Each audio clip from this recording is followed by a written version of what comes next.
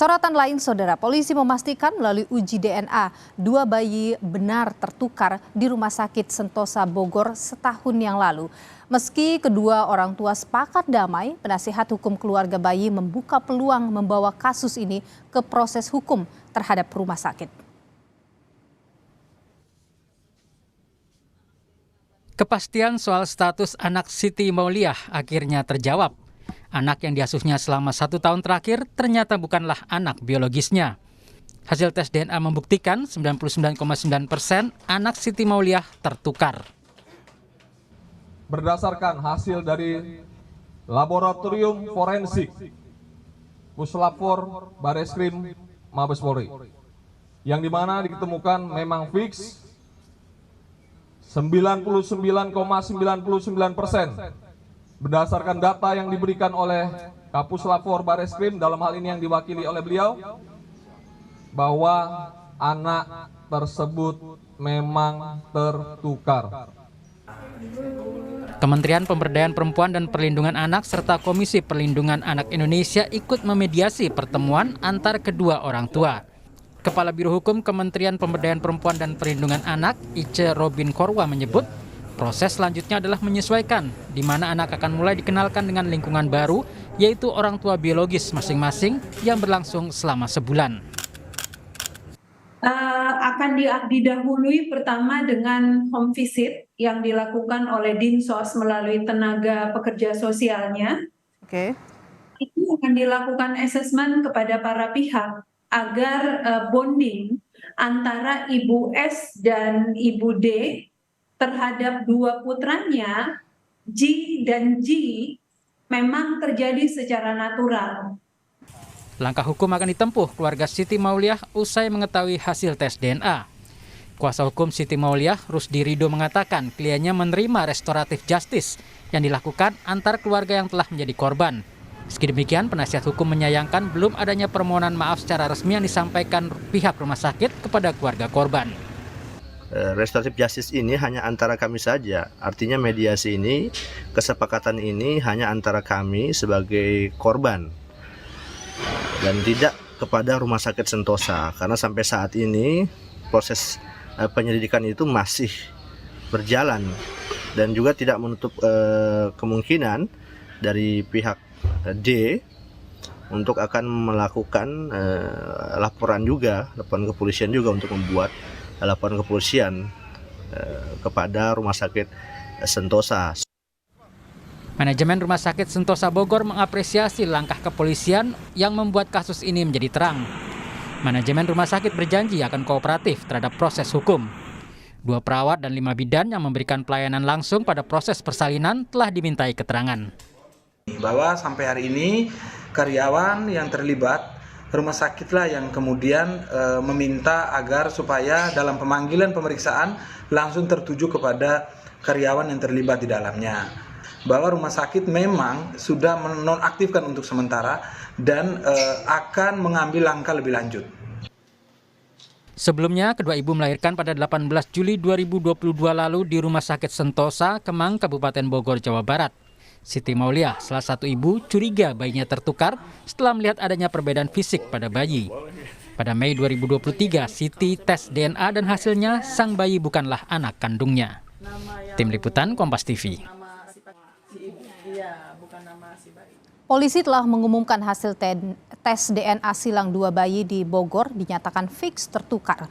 Kini kedua bayi dan orang tuanya akan menjalani proses transisi dan penyesuaian di mana bayi akan mulai dikenalkan dengan lingkungan barunya, yaitu orang tua biologis dari masing-masing. Nah, bagaimana saudara menjaga kondisi psikologis orang tua dan bayi selama proses ini berlangsung? Kita bahas, saudara, sudah bersama kami melalui sambungan Zoom. Ada Siti Mauliah, salah satu orang tua yang bayinya tertukar, dan juga ada Wakil Ketua KPAI Jasra Putra. Selamat malam Ibu Siti, Pak Jasra. Malam Ibu. Selamat malam, Ya, Mbak sehat. Nilo, Bu Siti, selamat malam. Selamat malam Pak. Sehat-sehat selalu. Saya ingin ke Bu Siti terlebih dahulu. Ini tentu sudah melegakan Bu Siti dan keluarga ya Bu ya. Sudah ada pengumuman itu. Jadi apa Bu yang persiapan untuk menghadapi masa transisi ini nanti? Persiapan untuk transisi ke depan, ya saya sudah benar-benar siap ya untuk ke depannya dan juga sudah benar-benar semangat banget untuk menempuh transisi besok. Mhm. Sudah ada komunikasi juga dengan Ibu DP terkait dengan bagaimana nanti akan melakukan proses itu?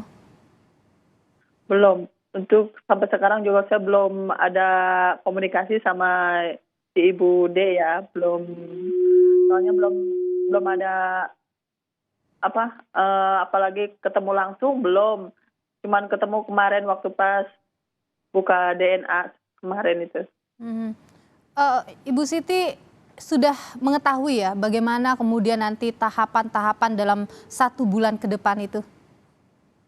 Ya, saya sedikit banyaknya udah ngerti untuk minggu sekarang mah.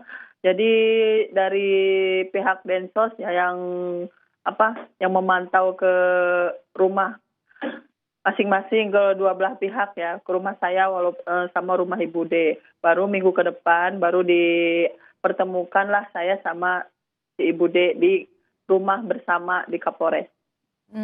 Nantinya itu Ibu sudah diberitahukan pertemuan itu berapa lama akan berlangsung begitu Bu?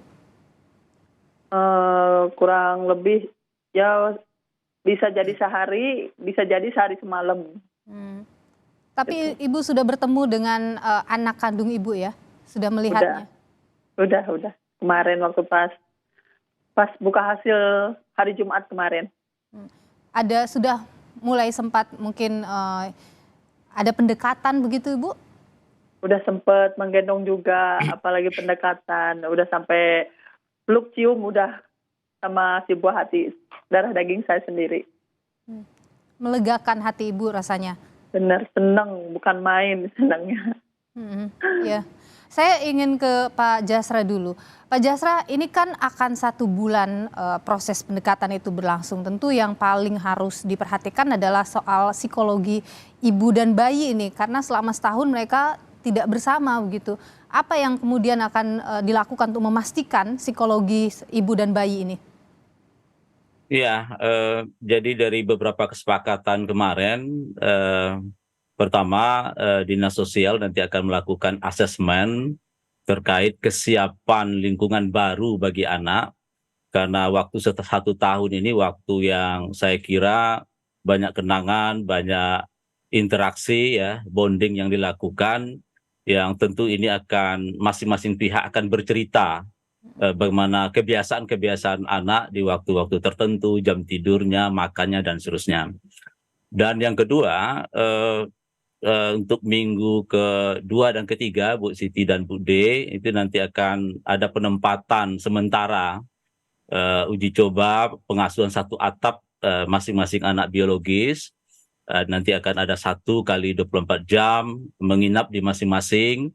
Kemudian nanti akan uji coba 2 kali 24 jam, kemudian terakhir nanti 3 kali 24 jam.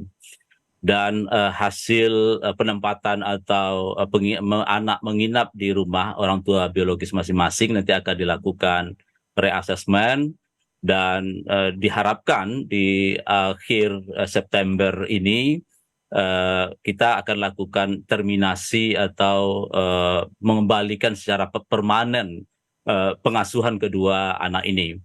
Karena tentu dengan upaya-upaya ini mudah-mudahan 1 bulan ya Bu Siti dan Bu D, mudah-mudahan ini bisa bercerita ya, dan bahkan kemarin kita usulkan ada WA group ya antar keluarga yang nanti akan difasilitasi oleh Dinas Sosial dan Dinas Pemberdayaan Perempuan Perlindungan Anak, dan termasuk juga Polres Bogor. Jadi prinsipnya Mbak Nilo, tentu kepentingan terbaik bagi anak adalah hal utama, apalagi di Undang-Undang Perlindungan Anak menyebutkan bahwa setiap anak memiliki hak diasuh oleh orang tuanya sendiri. Gitu. Ya, saya ke Bu Siti kembali. Bu Siti, ini kan ada perubahan ya dari sebelumnya pengasuhan kepada anak yang sekarang Ibu rawat, terus kemudian sekarang Ibu akan merawat ke anak kandung sendiri, begitu juga dengan Ibu D. Bagaimana Ibu menyiapkan diri untuk kemudian mengalami perubahan ini? Saya udah benar-benar siap mental ya untuk menyiapkan pengasuhan bahwa pengalihan bayi ya. walaupun gimana juga, walaupun serepot apapun juga udah ibaratnya saya mau tempuh gitu.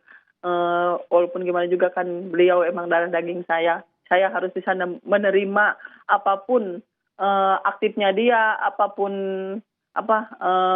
reaksinya dia gitu. Saya itu harus bisa menerima.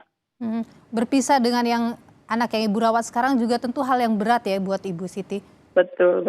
Tapi sudah mulai dilakukan juga proses itu ke anak, Bu? Belum. Tetap saya masih deket banget sama bayi yang masih di saya ini. Oke, dia juga sangat dekat dengan Ibu ya? Betul. Kalau komunikasi dengan Ibu D, Bu, bagaimana Bu menyiapkan juga transisi ini nanti? Saya belum ada ya untuk berkomunikasi sama Ibu D, soalnya belum punya nomor HP-nya juga, nomor HP si Ibu D juga belum.